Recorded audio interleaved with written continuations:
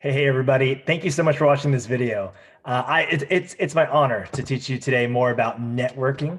And I just want to say, yeah, these videos take hours to make. Let's just be real. Editing, the slides, uploading, but they're so worth it. And to see the amazing just life lessons that my students have gotten from this and just all the character that is being built, I am so grateful. It is so worth my time. And I'm so grateful for this opportunity to talk to you today.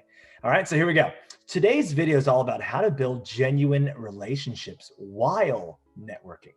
My first video was all about how do you build a professional network, but today we're going to talk about how do you maintain it and what are some things you can do to make that happen. All right, so here's our learning plan today. Number one, how to build genuine relationships. Two, what are some examples of bad networking? And three, what are some examples of good networking? All right, so we're going to keep it really short today and really simple. All right, the first one, how do you build genuine relationships?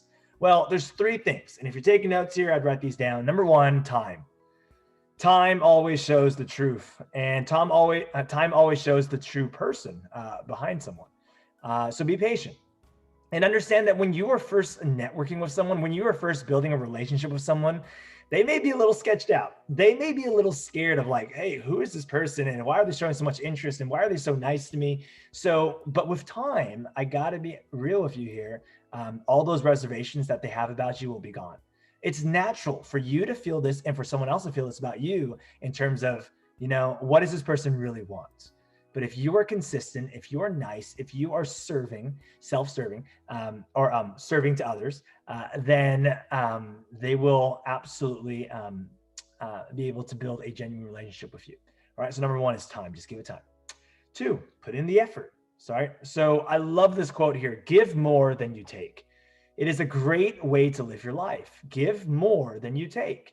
If you know you want something from someone, what are some ways that you can add value to their life? All right. So put in the effort. And in this world in which there's so much going on, especially like in today's day and age, everyone's busy. Everyone's swamped. Everybody's busy doing something.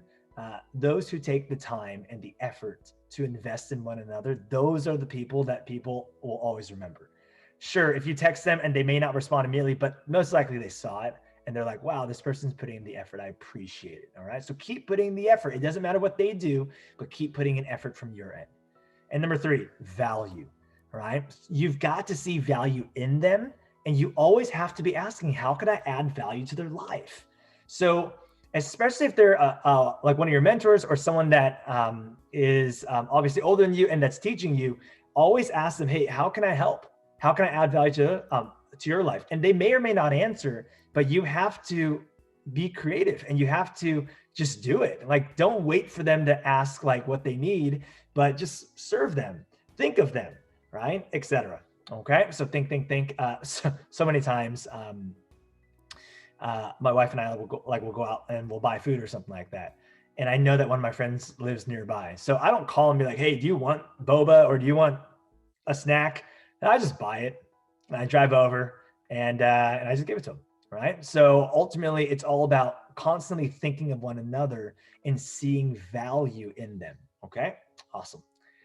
So let me give you some examples of some bad ways to network. Okay, so here's my list for you. So this is not for you to do. And I gotta be real with you. I've seen a lot of these cases, especially at the high school level and the college level, but I don't blame them because at the end of the day, they may or may not have known that this is not what to do. So number one, asking for a letter of recommendation or just help, just asking for something and never saying thank you or following up. You know, it's really interesting. I've never really kept track because, you know, I write hundreds of letters of recs every single year, hundreds.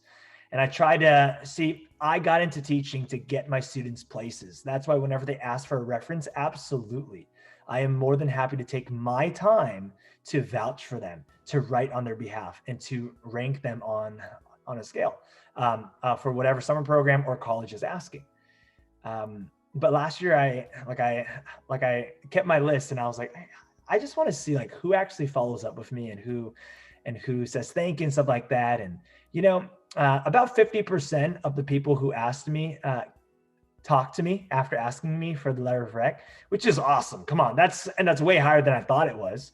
But then again, if you ever ask someone for something, the least you can do is thank them. The least you can do is follow up with them, even if you got the job or the position or the school or not. But still, like, they took their time to help you. It's in your best interest to do that. And, people remember stuff, right? So like, I remember, like, if someone asked me for another letter of rec and they never thanked me or followed up with me on the first one, would I still do it? Yes. But in my mind, I know that they're not really that type of person. And if you're not that type of person at a young age, then you can't ever be that person in the future, because it's all about habits. Number 2, being super nice for a short period of time and then never talking to someone ever again.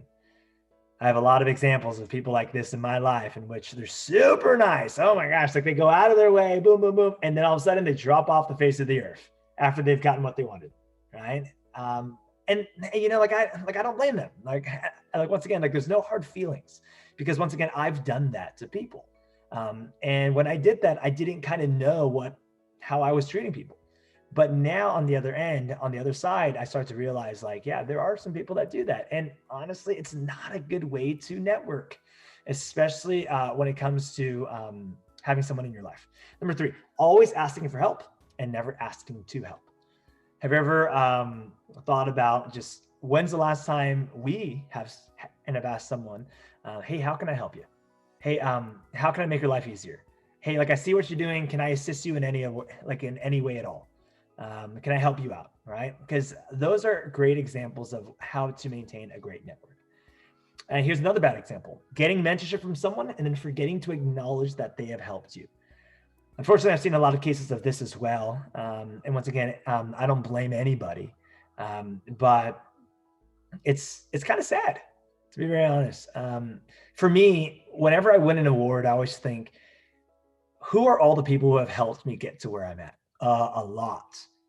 And I usually take it upon myself to email them or to call them or to text them and say, hey, I just want you to know, yes, I did receive this award, but at the end of the day, thank you for investing in me. Thank you for helping me out. Thank you for thank you for being in my life. Thank you for teaching me how to be a better person, or be a better teacher, or be a better just mentor. All right. So those are some bad examples of networking. Now let's look at the positive side, because I'm all about the positive side here. What are some examples of great networking or good networking? Number 1, when 2 people naturally want to help one another. That is a win. And I'm so grateful that in my life, there are some people, many people in my life, who naturally want to help me and who I naturally want to help. So it's not about like who's helped each other more. It's never about that. It's just about, hey, life is tough. Let's help each other out however we can. All right. So that is an example of great networking, but that takes time and that takes effort. And over time, you can build that. Number 2, when a person just calls or emails just to talk and catch up without asking for something. Love that. Not only do I love that, but I love people who call me and who ask me questions. Like they're not just telling me about their life, but they ask me questions. And I love that. All right. So be that person. And once again, that's the effort. And I'm telling you, if you don't intentionally, actively do it, unfortunately, time passes so quickly and that time will just fly and you won't do that. So for me, every single week, I find it, even as busy as I am, I always take time to catch up with friends and to talk and to stay active in their life. Okay. Constantly showing gratitude. I love people who do that. Everyone loves people who do that, because at the end of the day, you may have said it one time, but consistently showing it is such a great way to let someone know that you appreciate them and you love them. All right. Putting an effort to update people about life. I can tell you right now, well, no names, but there's a good list of students who are so good at this. Every year, they email me an update. And some students have graduated my class 9 years ago, and they still update me on their life. And I love that. I'm like, oh my gosh, so this is like the greatest email ever, because like they just go, hey, Mr. Chow, thank you so much for helping me out. Here's where I'm at in life, right? This, and this, etc. I love that. They're staying active in my life. All right. And then number 5, offering to volunteer to help them and to serve them however needed. So many people in my life, I'm so grateful for this. They're like, hey, if you ever need me as a guest speaker, I got you. Hey, if you ever need me to drop off food for you, I got you. I'm like, wow, it just makes life so much worth living and worthwhile. It's so fun to live life when you have a network. All right. So thank you so much for joining us to learn. Look, if you have any questions, you can always comment below on any one of my videos and I'll see them at some point and I will answer all of them. All right. So thank you so much for that. I'm always here for you. Many of you are my students, so you can always reach out to me that way, or you see me on campus. So thank you so much. And once again, next week, we're going to talk about how to motivate people. And I'm so excited to tell you about that and to share about how I've been able to motivate people in my life. All right. I'll see you next time.